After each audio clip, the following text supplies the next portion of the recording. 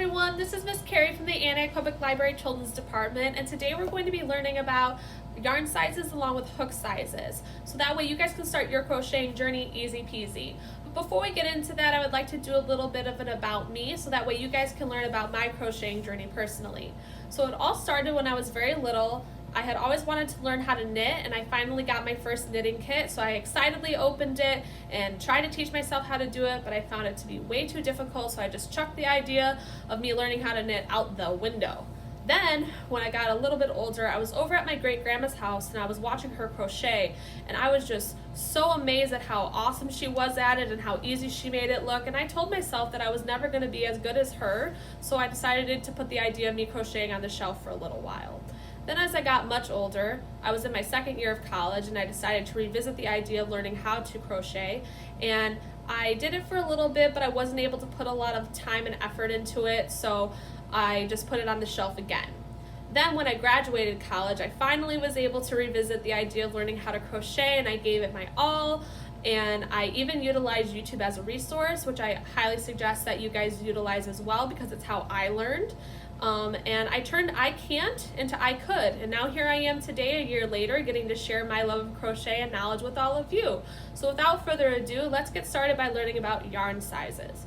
So yarn comes in sizes 0 to 7, 0 being the thinnest of yarns, 7 being the thickest.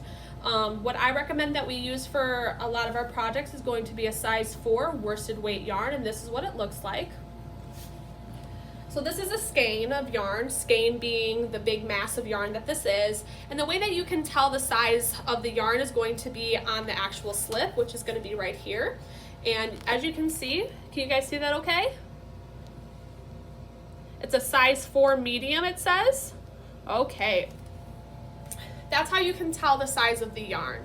Another tip that I would say that I would like for you guys to do is to try to work with a light colored yarn. You guys are going to be able to see your stitches much better and see what I'm talking about in further videos. So you are not going to want to utilize something like this. This is a variegated yarn, which means that it just has multiple colors within one skein. And another reason why you're not going to want to use this is it has the color black in it, and black is a very difficult color for you to see when you're working with it. So while it's still very pretty, you're not going to want to utilize this as your first yarn that you're going to work with, so we're going to say goodbye to that. I also have a other example to show you guys. This is a size 6 super bulky yarn. This is a Bernat blanket yarn, and you can see the size of the yarn right here. It's a size 6 super bulky. Can you guys see that okay? All right, so let's look at the differences within the thickness of the yarn. So you can see the thickness of this one. Can you see that all right? And then you see the thickness of this one. It's much, much thicker. All right, so now that we've gone over yarn sizes, we're gonna go over hook sizes. So the hooks have 3 components. One being a letter, which is primarily utilized in the United States. The second is going to be the number, and that is going to correspond to the knitting needle size. And then the third is going to be the millimeter size, which is going to look like this. So if you were to cut a crochet hook down the middle, and you're going to look at the diameter, the measurement of that diameter, so across the bottom is going to be the millimeter size. So what I would recommend that we use for our crochet projects is going to be a size 5 or a size 5.5. So let's look at the size 5 first. So this is a US H8 5mm hook. Can you guys see this one okay? All right. This one might be a little bit harder to see, but this is going to be the I9 5.5mm crochet hook. You guys see this one all right? Okay.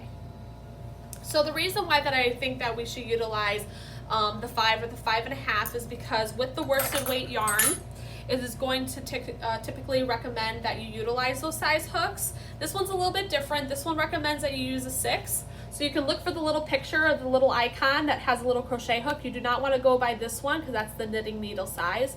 But this one, even though that this one says that it's a size 6, you can still get away with working with a 5 or a 5.5. If it were me, I would say for this one use a 5.5.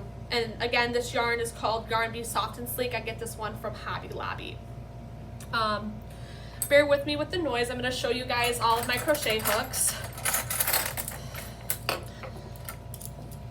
So these are all of my crochet hooks. I have quite a lot, and one tip that I wish that I could have known is that it's much cheaper and more convenient if you purchase your hooks in a set, because if you purchase them individually, it's going to be much more expensive than if you were to buy them in a set.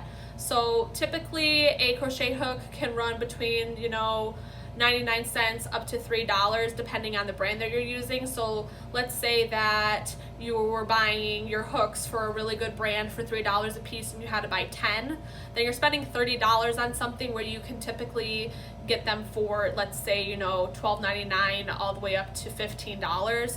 So you can see the price difference there. Another is going to be convenience. So in the beginning of my crocheting journey, I never was without my trusty 5mm crochet hook, and now I have all the way up to an 11.5mm one, which is this is the biggest one that I own. And it was always an inconvenience for me to have to go out of my way to go to a craft store, even Walmart, to try to seek out a particular size because I didn't buy it within a set. So in the beginning, I wish that I would have just bought the 2 sets, so I would have just had multiple crochet hooks, because you never know what type of project you're going to want to utilize. So I hope this information helps. Feel free to leave a comment down below, or also tune in to the Zoom meeting that we're going to be having later on in the month. That's all I have for you guys today. Stay tuned for next time. Bye-bye.